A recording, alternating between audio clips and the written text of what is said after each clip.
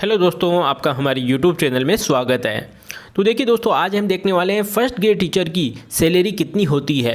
Probation period अर्थात जब आपकी जॉब लग जाती है तो जो 2 साल का समय है उसको प्रोबेशन पीरियड कहा जाता है। तो इस समय आपकी कितनी सैलरी रहती है और क्या क्या कटौतियाँ होती है, आपको क्या सुविधाएं दी जाती है, क्या महंगाई भत्ता दिया जाता है और आफ्टर प्रोबेशन पीरियड अर्थात 2 साल बाद में आपकी नेट सैलरी कितनी रहती है, कितने आपको अवकाश मिलते हैं, क्या कटौतियाँ होती है, कितना बेनिफिट मिलता है, तो सब कुछ हम डिटेल में देखने वाले हैं। तो देखिए, सबसे पहले जब आपकी जॉब लग जाती है फर्स्ट ग्रेड टीचर की, तो जो पहले 2 साल का समय है उसको प्रोबेशन पीरियड कहते हैं। तो उसमें हम देखने वाले हैं कि आपको क्या सैलरी मिलने वाली है। देखिए, पहले हम आपको बता दें कि फर्स्ट ग्रेड टीचर वाली जो जॉब है वो एक तरह से ग्रेड पे 4800 के अंतर्गत आती है और लेवल 12 के अंतर्गत ये आती है।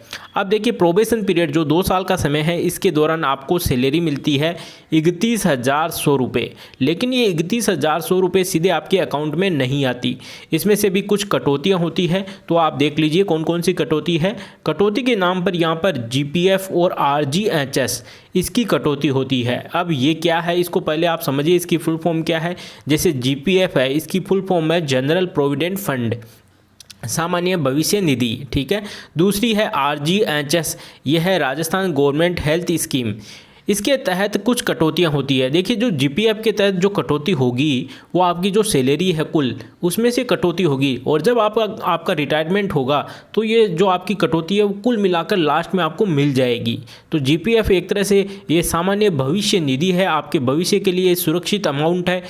तो देखिए, इसमें क्या क्या कटौतियाँ होगी आप देखिए। जीपीएफ के दौरान जीपीएफ के अंतर्गत आपके 1400 रुपये कटेंगे, ठीक है। और आरजीएचएस जो राजस्थान गवर्नमेंट हेल्थ स्कीम है इसके तहत आपके 450 रुपये कटेंगे।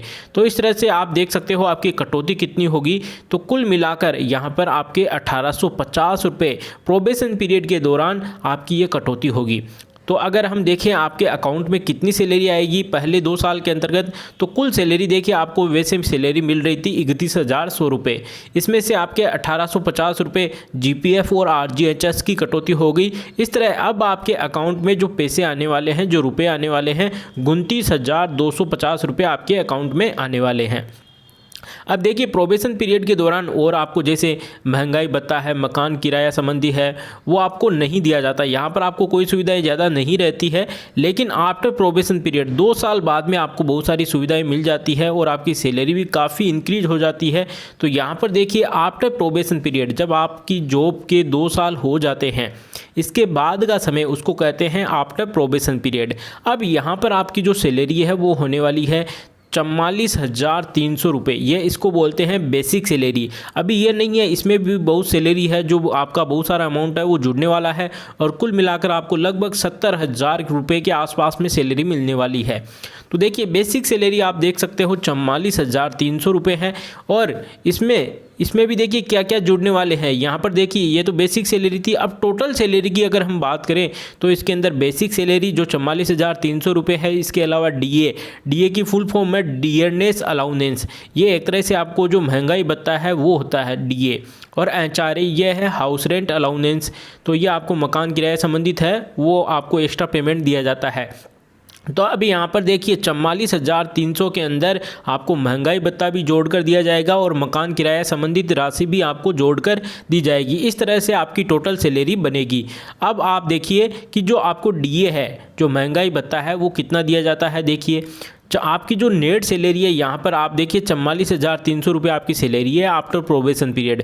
अब इसका 42% यहाँ पर देखिए 44,300 का 42% यानी 18,606 रुपये, ये तो आपको महंगाई भत्ता दिया जाता है। और ये महंगाई भत्ता है जो डीए है, ये जनवरी और जुलाई के अंतर्गत इंक्रीज होता रहता है, तो ये बढ़ता रहता है।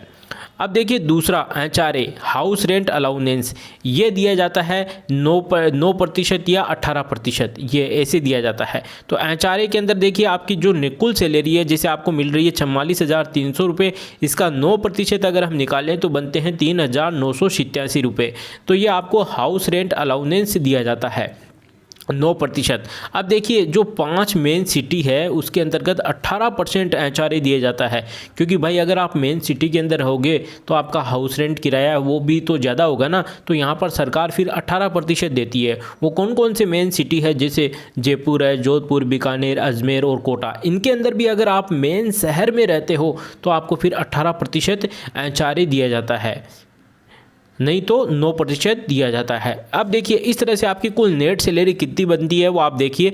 तो नेट सैलरी के अंदर हमने देखा था कि बेसिक सैलरी जो 44,300 रुपये है, और इसके अलावा आपको को जो महंगाई भत्ता है वो 18,606 रुपये है, और इसके अलावा एचआरए जो हाउस रेंट अलाउंस है वो 3,987 रुपये दिए जाते हैं।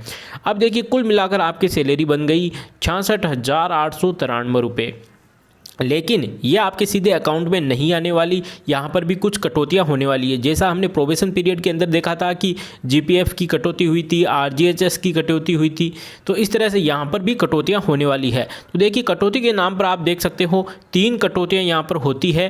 कटौती के नाम पर देखिए जीपीएफ वही भविष्य निधि, और RGHS Rajasthan government health scheme, और यहाँ पे है एसआई का मतलब है स्टेट इंश्योरेंस। तो इसके तहत देखिए क्या क्या कटौतियाँ होगी वो आप देख लीजिए।